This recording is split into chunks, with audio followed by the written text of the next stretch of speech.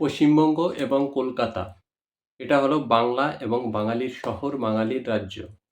খাস কলকাতা অর্থাৎ পশ্চিমবঙ্গের রাজধানী কলকাতায়, এই কলকাতায় বাংলা বলার জন্য বাঙালি ছাত্রদেরকে বেধড়ক মারধর করা হয়েছে। কলকাতা শহরের 141টি ওয়ার্ড আছে, তার মধ্যে 36 নম্বর ওয়ার্ডে এই ঘটনাটি ঘটেছে। অর্থাৎ শিয়ালদায় যে ফ্লাইওভার রয়েছে, সেই ফ্লাইওভারের নিচে বেশ কিছু মোবাইল কভারের দোকান আছে।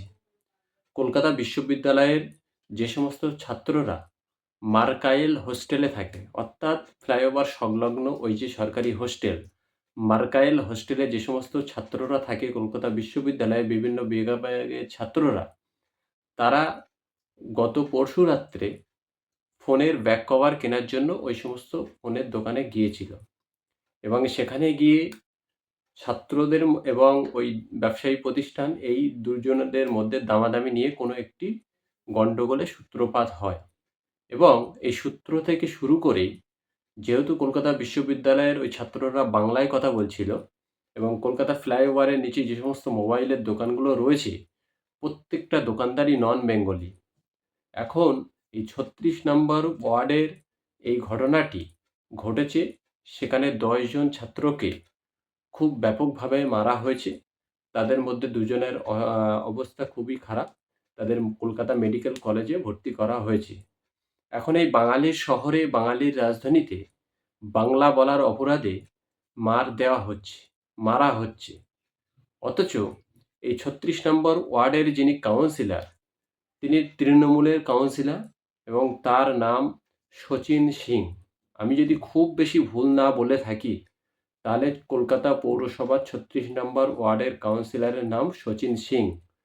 এই শচীন সিংয়ের ওয়ার্ডে বাঙালি ছাত্ররা মার খাচ্ছে, অথচ তৃণমূল কংগ্রেসের ছাত্র ইউনিয়নের সভাপতি, রাজ্য সভাপতি তৃণাঙ্কুর ভট্টাচার্য, আমি এখনো পর্যন্ত তৃণাঙ্কুর ভট্টাচার্যের ফেসবুক প্রোফাইলে একটিও প্রতিবাদ দেখতে পাইনি।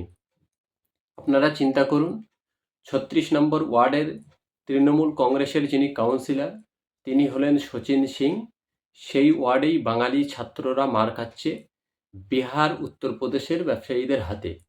অথচ তথাকথিত বাঙালি তৃণমূল ছাত্র পরিষদের সভাপতি, রাজ্য সভাপতি তৃণাঙ্কুর ভট্টাচার্য, তার ফেসবুক প্রোফাইলে বা কোনো প্রেস মিটে আমরা এখনো পর্যন্ত তার প্রতিক্রিয়া পাইনি।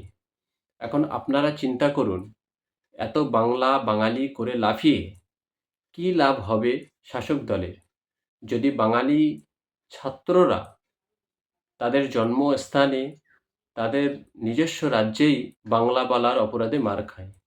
আপনারা বাকিটা ভেবে নিন এবং তৃণমূল কংগ্রেস যাকে রাজ্য সভাপতি করেছে, তিনি কতটা যোগ্য রাজ্য সভাপতি হওয়ার। সেটা যদি না হবে, তাহলে ছাত্ররা মার খাচ্ছে অথচ তিনি নীরব ভূমিকা পালন করে চলেছে। আপনারা ভেবে নিন, বাংলা বাঙালি বলে লড়াই করা আমাদের মতো যারা সোশ্যাল মিডিয়াতে করে, আর প্রশাসনিক ক্ষমতার বলে যারা রয়েছে, তাদের মধ্যে কতটা পার্থক্য আছে।